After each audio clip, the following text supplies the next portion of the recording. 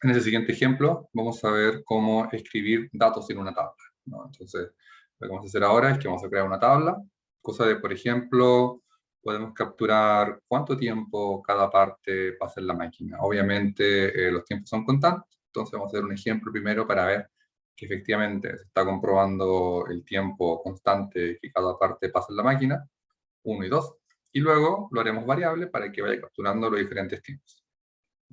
Por lo tanto, vamos aquí a verlo. Entonces, lo primero que vamos a hacer, vamos a crear una tabla. Bien. Voy a llamar, por ejemplo, de data table. Y luego tiempos, partes. En máquinas puede ser, por ejemplo.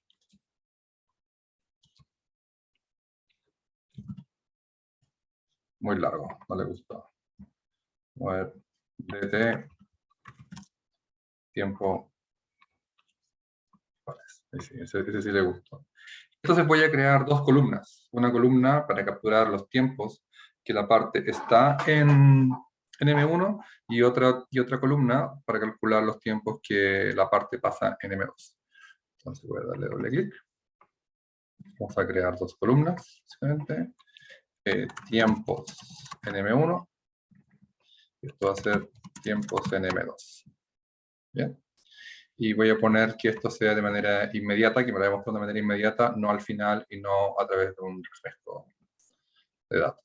Entonces, ya tengo las dos columnas. Entonces recordemos que, por ejemplo, teníamos nosotros,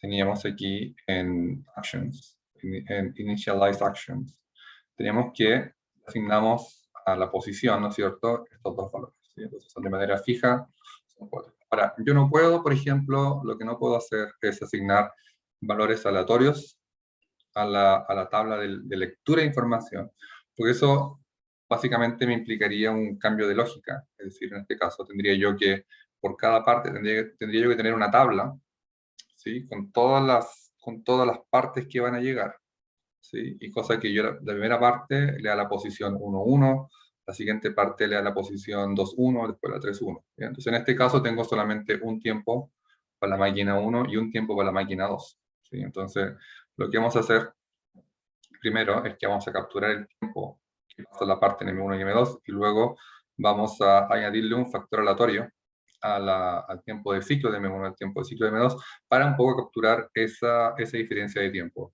Luego, cuando veamos ya un ejemplo más avanzado, veremos el otro caso en el que tú puedes leer desde diferentes renglones. ¿Sí? Obviamente todo dependerá de lo que uno quiera modelar y de cómo tú quieras realmente procesar o administrar los datos. Entonces, por lo tanto, en este caso, ahora que ya tenemos la tabla de tiempos de partes y las dos columnas, entonces me tengo que ir a un instante de tiempo donde yo quiera capturar esto. Obviamente, lo que vamos a hacer es que vamos a crear una variable, en este caso, por ejemplo, var número parte, ¿sí?, que va a ir contando cada parte que va llegando y cada número se lo vamos a asignar a este atributo. ¿Sí? Entonces, cada parte que va viajando en el sistema sabe si es la parte 1, la parte 2, la parte 3, la parte 4.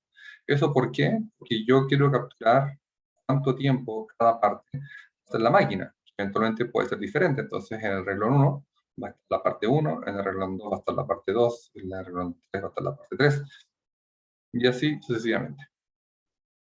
Entonces, vamos a hacer doble clic en la parte. Así que yo tengo una regla, básicamente. ¿Sí? Tengo una regla de que la variable parte la incremento en 1, ¿sí?, y al atributo número parte le asigno el valor de la variable. ¿Sí? Entonces cada parte va a saber qué número es. Teniendo en cuenta esa información, yo luego tengo que seleccionar en qué instante de tiempo voy a querer guardar la información. Obviamente no lo quiero hacer antes de que el ciclo haya ocurrido porque no me va a dar un tiempo representativo. Y tampoco lo quiero hacer inmediatamente después que el tiempo de ciclo haya terminado, sino que quiero que cuando todo haya terminado, ya en posición de salir de la máquina, quiero que me diga en qué instante sale. Por lo tanto, de igual manera, ¿vale?, creamos el clásico atributo M1, ¿vale?, y obviamente la variable delta M1 que nos va a ayudar a calcular esa diferencia. Y hacemos lo mismo para M1, para M2. ¿Sí? Entonces, en M1, ¿vale? Así hacemos el atributo timeIn igual a time, eso es lo clásico. Y en el action and output, ¿vale? Hacemos la variable delta, ¿vale? Que está perfecto. Y obviamente ahora en el dt tiempo partes, ¿bien? Vamos a asignar en el primer renglón, es decir, el atributo número parte, ¿vale? Y en la primera columna, ¿bien? Vamos a asignar el valor del var delta M1. ¿Bien? M1. ¿Sí? Entonces, asignar tiempo de la parte a la primera columna.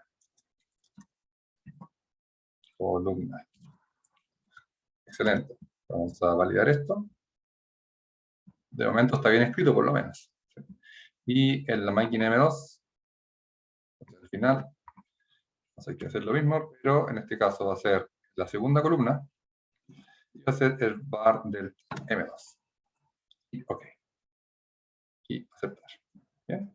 Entonces, ahora lo que deberíamos ver aquí es los tiempos que la parte pasa en cada máquina. ¿Sí? Estamos viendo que se va ajustando, entonces cada renglón corresponde a la primera máquina. Sí, de hecho, no sé, hay que ajustar un poco el tiempo para que vaya un poco más rápido.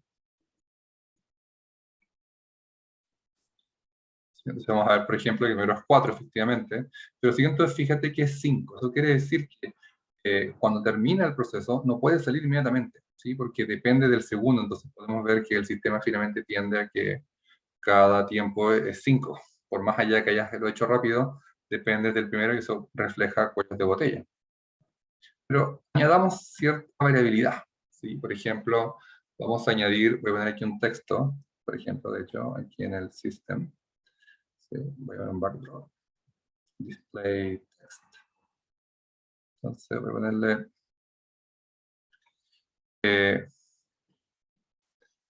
las máquinas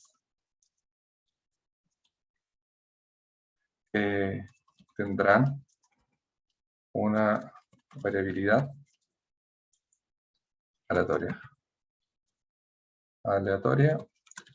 considerando la distribución uniforme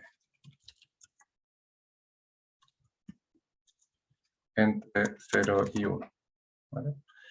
Es decir, que lo que vamos a hacer con esto es que a los tiempos que ya conocemos, vamos a multiplicarlo por un valor entre 0 y 1. ¿Sí? Es decir, por ejemplo, como mucho va a ser el valor real, ¿bien?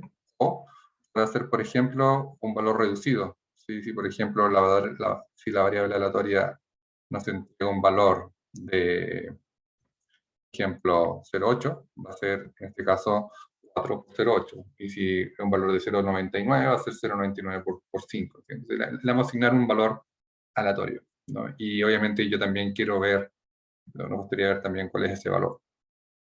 Entonces aquí, básicamente en el tiempo de la máquina, vamos a darle un factor, va a ser uniform,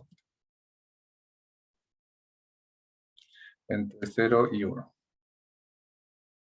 0 y 1. ¿Vale? Ahora, voy aquí a explicar algo. For uniform entre 0 y 1. Bien. Bien, para esto, una cosa sí es importante, es que vamos a considerar, como esto va entre 0 y 1, bien, y acá tenemos la variable que pasa el valor, ¿no? Entonces, primero vamos asegurando de que podemos capturar valores entre 0 y 1, porque de momento estamos acostumbrados a trabajar con valores enteros, y para que sea un valor entre 0 y 1, tenemos que asegurarnos de que el valor sea real, ¿sí? Es decir, que pueda considerar decimales.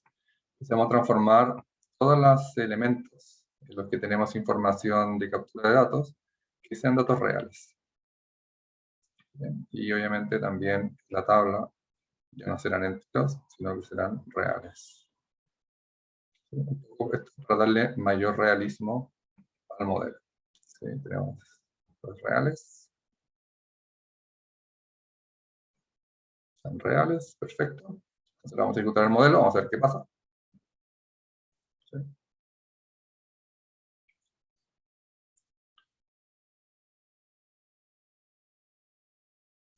Bien, vamos a ver. Bien. Estoy tomando valores de una cosa aquí. Pues están cambiando los valores. Vamos a asegurarnos de que esto estoy comprobando. Aquí tenemos, todos son reales, perfecto. Perfecto. Entonces tenemos valores entre 4 y 5 y que se multiplican por 0,1. Vamos a ver cuánto se demoran los tiempos. Obviamente el bar delta también tiene que ser real, por cierto. Eso también tenemos que asegurarnos de que sea real, porque está aproximando. ¿Sí? Ahora sí. Bien. Un poco de consistencia del modelo. Bien, ahora sí. Entonces ahora, por ejemplo, puedes ver ya que los tiempos son bastante, varían bastante. Entonces, en el fondo, el 4 y el 5 lo vamos multiplicando por un factor, ¿sí? Y ese factor va cambiando, ¿no? Entonces va haciendo que el valor se multiplique por cierta variable, cierta constante, entonces eso hace ya que los tiempos sean variables, y en este caso ya sí que resulta muy útil poder capturar esos valores, ¿no es cierto? Entonces, cuál es la idea de ahora? La idea de ahora es, por ejemplo, poder leer o poder exportar estos valores a Excel, ¿no? Cosa de poder tener ya un poco más de independencia con los datos, ¿sí? Entonces, ya en el siguiente video haremos esta conexión con Excel. Muchas gracias.